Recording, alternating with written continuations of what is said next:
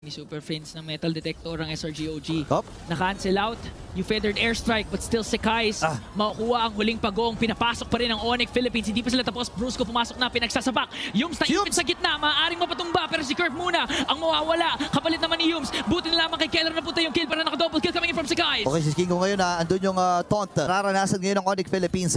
Kailangan nilang humabol. At 3,000 na ang kalamangan nila pero pumasok si Kirk. Gram. Nandito, Kirk, naiipit, na-pop yung Vengeance. Hindi na makakatakas, kaya naman papatumbahin ngayon ni Cram. One member down muli for Onyx Philippines, pero sa likod nakaabang si Brusco. Masaspatan ni Yums ngayon, kinamit na kagad yung sipag. Gusto nila mag-burst down kagad si Brusco at nabigyan na naman. Yun ang magandang balita dito, pero may kung sino sila gagawin. Super Prince at magiging target nila. Wala naman pansipa din si Yums at heavy speed na gamit. Naipit si Kelra! Napapaliguan na ng feathered airstrike dito! And a shutdown kill for... Nalilibutan na yung Lord.